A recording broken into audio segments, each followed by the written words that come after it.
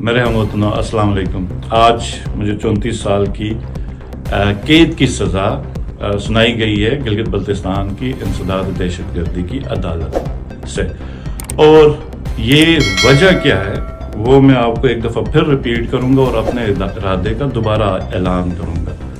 کہ جب میری ڈسکوالیفیکیشن ہوئی 4 جولائی کو، تو 5 جولائی کو پی ٹی آئی کے تمام ایم ایل ایز اپنا کینڈیڈیٹ چن کے اسمبلی میں گئے تاکہ اپنا چیف منسٹر گلگت بلتستان کا چنے، اور یہ پی ٹی آئی کا حق تھا کیونکہ ہمارے 22 ایم ایل ایز تھے 33 کی اسمبلی میں 2/3 میجورٹی کے ساتھ ہم گئے۔ تو جو شرمناک دن وہ ہم پوری گلگت بلتستان کی عوام نے دیکھا کہ پولیس کو بھیجا گیا، اسمبلی سیل کی گئی، ایم ایل ایز کی توہین کی گئی، اسپیکر اسمبلی کو اندر جانے سے روکا، اور وہ فوٹیج سب کے سامنے۔ اور پھر اس کے بعد ایک فرعون، آپ کو پتہ ہی ہوگا یہ فرعون کون ہے، یہ فرعون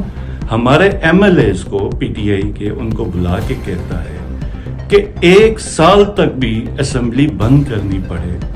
تو ہم بند کریں گے، لیکن ہم پی ٹی آئی کا چیف منسٹر نہیں آنے دیں گے، کیونکہ ان کو تکلیف تھی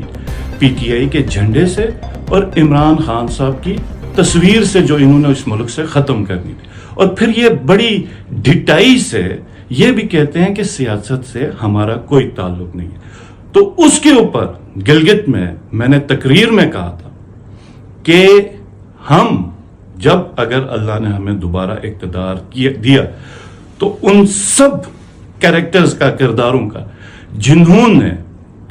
ایم ایل ایز کو ڈیفیکشن پہ مجبور کیا، جنہوں نے اسمبلی، کیونکہ یہ گلگت بلتستان کے عوام کی نمائندہ اسمبلی ہے، اس کے اوپر جس نے تالے لگائے، وہ جو مرضی ہو، جس مرضی ادارے کا ہو، اس کو قانون کے کٹہرے میں کھڑا کریں گے۔ اور یہ میں دوبارہ اعلان کرتا ہوں، آپ مجھے اس کے اوپر ایک اور سزا دیں، کیونکہ یہ ہماری جد و جہد، اور یہ ہماری جد و جہد، یہ سب کان کھول کے سن لیں جنہوں نے یہ سزا دلوائی اور سزا دینے والے، کہ ہماری جد و جہد اقتدار کے لیے نہیں ہے، یہ اب اس نظام کی تبدیلی ہے، اور اس سزا سے عدالتوں کا مذاق بنا۔ یہ جو پولیس سے حرکتیں کروائیں گلگت بلتستان میں، آپ پی ٹی آئی کے ورکرز اور نیشنلسٹ کو گرفتار کروا رہے، اس سے پولیس کا مذاق بنا اور اس پورے نظام سے لوگوں کا اعتبار ہٹ گیا۔ تو ہم انشاءاللہ تعالی، اور پاکستان بھر میں جہاں جو کردار، جو 8 فروری کو پی ٹی آئی کا مینڈیٹ چرایا گیا، تو آپ کیا سمجھتے ہیں یہ جو ان کرداروں کو معافی ملے گی؟ نہیں، یہ عوام کے کٹہرے میں کھڑے ہوں گے اور ان کو کڑی سے کڑی سزا ملے گی۔ اور جہاں تک ہماری بات ہے، ہم خان صاحب کے ساتھ تھے،